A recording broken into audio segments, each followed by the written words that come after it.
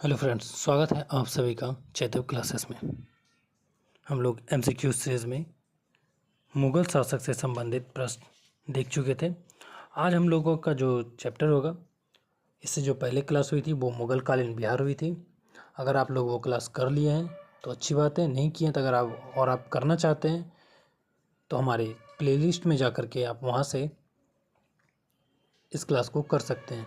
और आपको daily MCQ series इस बेसिस पे केयर कराया जा रहा है ताकि आने वाले किसी भी बिहार के एग्ज़ाम्स में आपको यहाँ से मिलता जुलता क्वेश्चंस, मैं 100% तो ये नहीं कहूँगा कि ये क्वेश्चंस आएंगे ही, लेकिन हाँ, इससे मिलता जुलता क्वेश्चंस आपको ज़रूर दिखेंगे। और आप जब एक बार एमसीक्यूज़ किए हुए रहेंगे तो आप आसानी से उसे टिक कर ले जाएंगे। चलिए, आज का जो हमारा टॉपिक है, बिहार में अफ़गान राज। बिहार में अफ़गान राज से संबंधित हमारा टॉपिक है। चलिए स्टार्ट करते हैं आज का क्लास। पहला क्वेश्चन है, बिहार में अफ़गान सत्ता के आरंभिक उत्कर्ष में निर्णायक दिन थी। सबसे पहले आरंभिक उत्कर्ष में सबसे पहले निर्णायक दिन किसकी रही?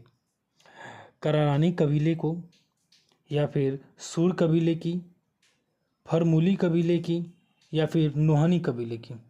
तो बिहार में अफ़गानों का जो उत्कर्ष माना जाता है वो नुहानी कबीले की माना जाता है। किसे? नुहानी कबीले से।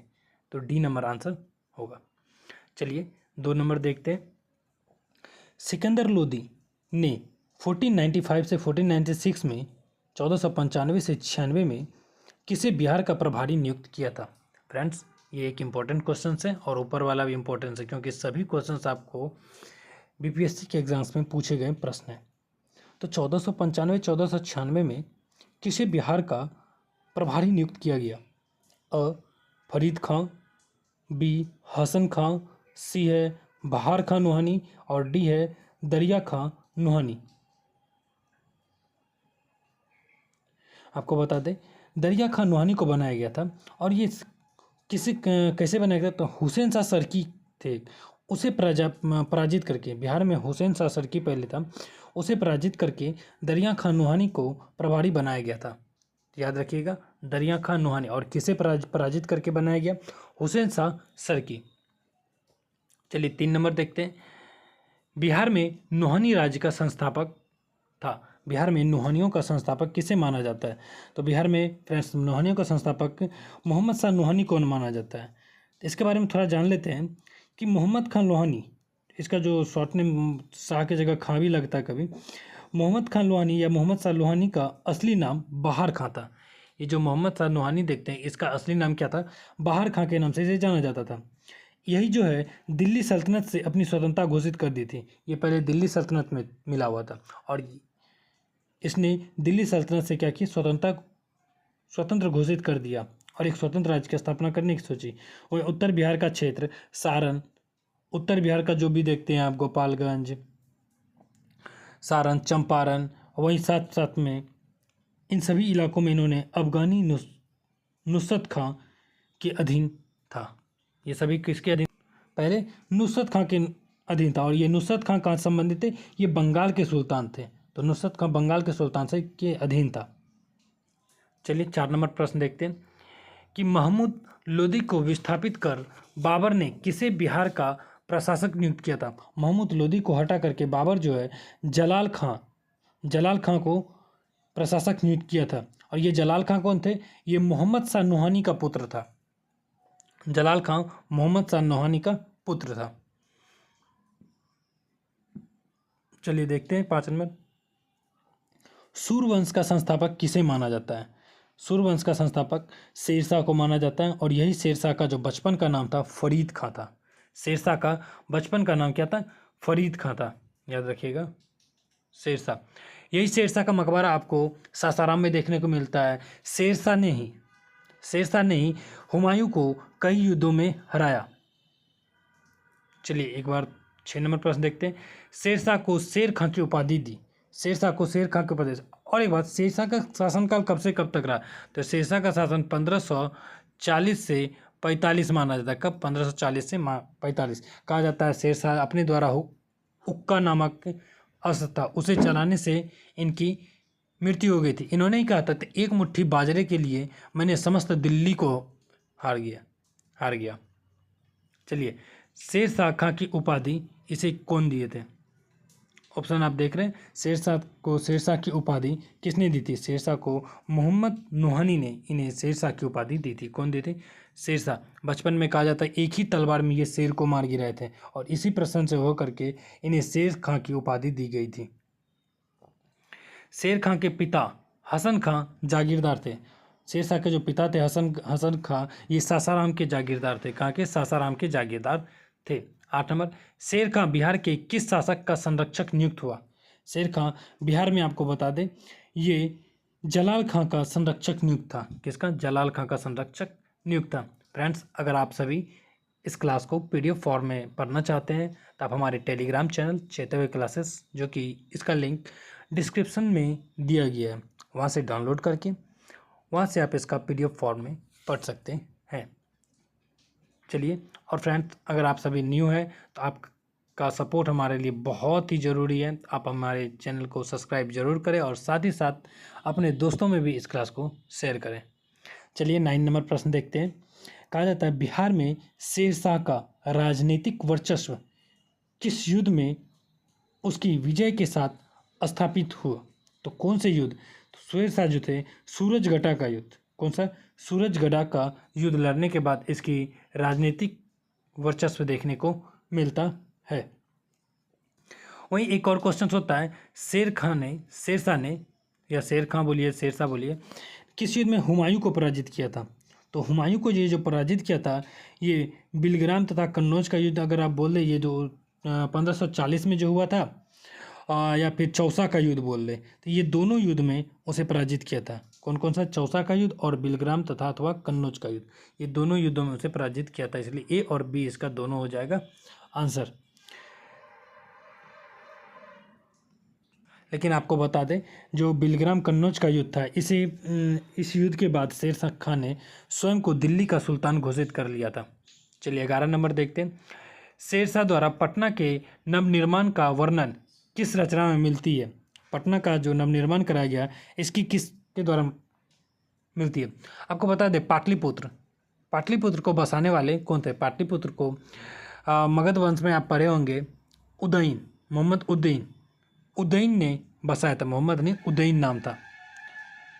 अजातशत्रु का जो बेटा हुआ था, अजातशत्रु का जो वंश था उदयन, उसी ने बसाया था पाटलिपुत्र को और उसे अपनी राजधानी बनाया था। और यहाँ देखते हैं कि शेरशाह द्वारा निर्माण के किस रचना से मिलती है। तो ये जो रचना है आपको तारीख़ दाऊदी से शेर खां के द्वारा पटना का नवनिर्माण की जानकारी मिलती है। 12 नंबर, शेरशाह द्वारा अफगान राज्य की पुनर्स्थापना किस युद्ध के उपरांत हुई? अफगान राज्य की पुनर्स्थापना किस? कन्नौज तथा बिलग्राम युद्ध। इसका क्या जाए? कन्नौज तथा बिलग्राम युद्ध के बाद अफगान राज्य की स्थापना हुई। चलिए, 13 नंबर, शेरशाह का प्रशासनिक प्रयोगशाला था। शेरशाह का प्रशासनिक प्रयोगशाला कहाँ पे बनाया था शेरशाह ने? तो ये सासाराम में थे। कहाँ पे थे? सासाराम में। 14 नंबर, बिहार का अंतिम अफगान शासक था।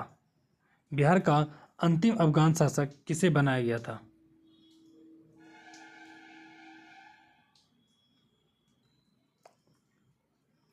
तो बिहार का अंतिम अफगान शासक दाऊद खां करारानी था।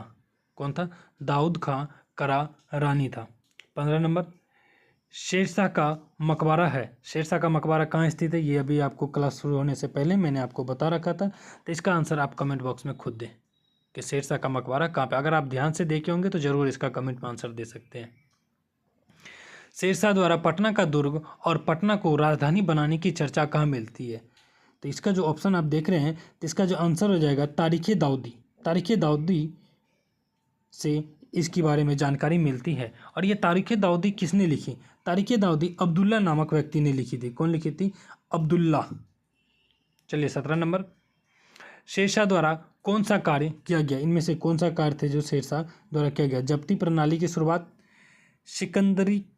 सिकंदरी गज एवं सन की डंडी का प्रयोग, रुपया का प्रचलन एवं उपयुक्त सभी। आपको बता दें शेरशाह द्वारा सभी चीज़ का प्रयोग किया गया।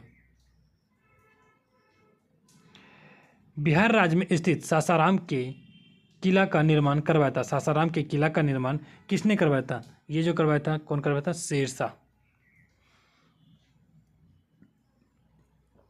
निम्न में से कौन सा कार्य शेरशाह द्वारा नहीं किए गए? इनमें से कौन सा कार्य था जो शेरशाह नहीं किए? तो आप जो देख रहे थे, इबादत खाना का निर्माण शेरशाह ने नहीं करवाया था। कौन सा? इबादत खाना का निर्माण शेरशाह ने नहीं करवाया था। 20 नंबर, मध्यकाल में पटना का नवनिर्माण करवाया था। मध्यकाल में, तो मध्यकाल में पटना का निर्माण करवाने वाले कौन थे? शेरशाह थे। 21 नंबर, सासाराम किसके मकबरे के लिए प्रसिद्ध है? सासाराम शेरशाह सूरी, हसन खां सूर, इस्लाम खां और या फिर उपयुक्त सभी। सासाराम इन सभी के मकबरे के लिए प्रसिद्ध है। सासाराम के मकबरे के संबंध में क्या सही है? इनमें से कौन सा सही है जो सासाराम के मकबरे के संबंध में सही बताता है? आपको बता दें, इसमें जो है लगभग आपको यह झील के मध्य स्थित एक अष्टकोणीय आकार का है, ये भी सही है। यह मकबरा चौकोर चबूतरे पर बना जिसके चारों ओर सीढ़ियाँ, ये भी सही है। इसकी छत एक भव्य गुंबद के रूप में है, ये भी सही है। इसका मतलब क्या हो जाएगा? इसका आंसर उपयुक्त सभी इसका आंसर हो जाएगा। पटना के प्रांतीय राजधानी बनाया गया था। पटना को प्रांतीय राजधानी किसके द्वारा बनाया गया था? तो पटना को प्रांतीय राजधानी आप जानते हैं अलाउद्दीन हुसैन शाह के द्वारा बनाया गया था। किसके द्वारा? अलाउद्दीन हुसैन शाह, सॉरी शेर शाह के द्वारा बनाया गया था। किसके साथ? शेर शाह के द्वारा बनाया गया था। 24 नंबर, सुप्रसिद्ध सूफी संत शेख वरन किस अफगान शासक के समकालीन रहे थे? शेख वरन आपको बता दें, ये मोहम्मद खान नूहानी किसके किसके शासनकाल में रहे थे? सॉरी, दाऊद खां करारानी और इस्लाम खां, दाऊद खां करारानी और इस्लाम शाह, दाऊद खान नहीं होगा, माफ़ कीजिएगा, इसके लिए शेरशाह होगा। शेरशाह और इस्लाम शाह के नेतृत्व में रहा था। जो आंसर हो जाएगा सी नंबर 3 और 4 हो जाएगा। 25 नंबर, अष्टकोणीय मकबरों की श्रृंखला में अंतिम मकबरा है। अष्टकोणीय मकबरों की श्रृंखला में सबसे अंतिम मकबरा किसे माना जाता है? फ्रेंड्स, ये आज का लास्ट क्वेश्चन है। उम्मीद है कि आप लोगों को क्लास पसंद आया होगा। प्लीज़ आप इस क्लास को शेयर और लाइक ज़रूर करें और कमेंट में आप ज़रूर बताएं कि आपको क्लास कैसा लगा, क्योंकि कमेंट ही है जिसके तहत हम आपसे जुड़ सकते हैं और आपकी बातों को जान सकते हैं। इसका जो आंसर हो जाएगा वो हो जाएगा इस्लाम शाह का। क्या हो जाएगा आंसर? इस्लाम शाह का। आपके लिए आज का एक होमवर्क के तौर पे आप अगर नोट कर सकते हैं तो करिए।